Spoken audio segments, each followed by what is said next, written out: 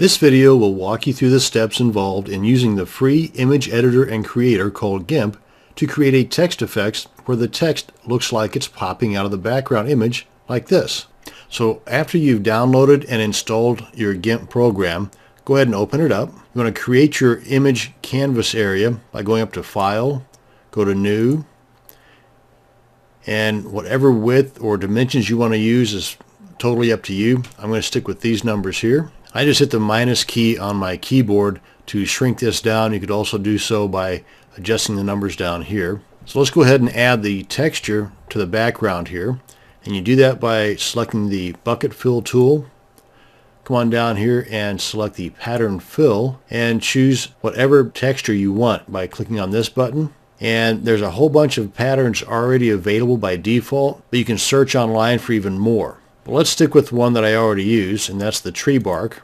Bring the bucket over to your image area and just left click on your mouse and it fills it in. Now we need to add the text layer. Come over here to the text tool in the toolbox, select that, make your adjustments down here below the toolbox of the font style, and the font size. And I'm going to go ahead and keep my color at black, but you can adjust that as well. Then just click in your image area, just drag to a big enough area, and you can always adjust this later if need be, and type in your text.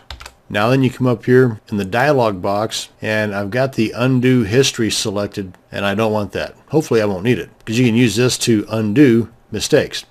But I want to go to the layers dialog box, and then right click on my text dialog, and down here almost to the bottom, and of course it is off of the video, is alpha to selection. Go ahead and left click on that, and once that's selected you can see what's called the marching ants going around. Now we want to select the background because I want to copy this look to the text area here. So with the background layer selected, come up here to edit, come on down and left click on copy, and come on up here and select the text layer with the marching ants.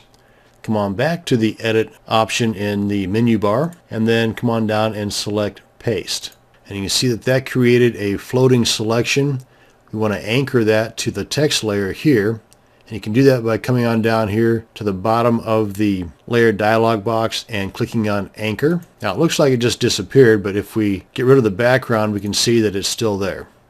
Now we want to create a new layer. Come on down here, click on new layer, and you want to make sure it's set to transparency.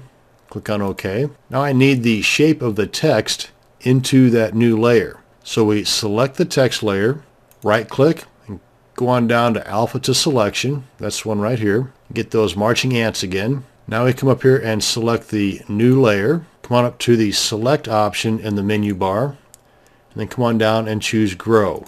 And I found that the number 5 works best for me, but you can play around with that. Then click on OK. Now that we've grown that, we need to fill it in with a black color. So come over here to the bucket fill tool and make sure we got the FG color fill selected, and make sure that the foreground color or the FG color is black.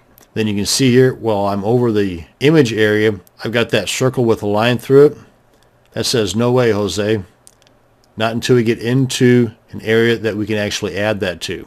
And that's whenever we want to left click on our mouse and fills it in. Now we want to come up to the select option in the menu bar, select all. Come on over to the filters option in the menu bar, select blur, Gaussian blur, and here we want to make sure of a couple of things. We want to make sure that number is 20, and we want to make sure that this chain link is actually attached like that, and click on OK. Now we need to move the text layer above the blur layer by selecting the text layer and hit this green arrow down at the bottom of the layers dialog box. Now to add just a little more depth to this, I want to put a little bevel on the edges here of the text layer. So again, make sure that the text layer is selected. Right click, alpha to selection, come on up to filters, go to decor, add bevel. Make sure these two boxes are unchecked, and somewhere between 5 to 8. And we'll go with 7. 7 sounds fine. And then click on OK. Now then, let me increase the size here so you can see this. What I want to do now is go to the move tool and then grab the text and then move it just a little bit to the left and up. Play around with it until it looks good. And that's it. Come on up here to select, choose none, And this is how you can make the text look like it's popping out of the background. From this point, you can save it or make any other edits that you want. Now to save this as a whole, you come up here, go to Export, choose the location that you want to save it to, give it a name, and then click on Export. If you want to crop this down at all, and you come over here to the Crop tool and just select the area that you want to keep, hit your Enter button, then do the save. File, Export, Location, Name, and then click on Export. And that's going to bring us to the end of this video. Thanks for watching, and you have a great day.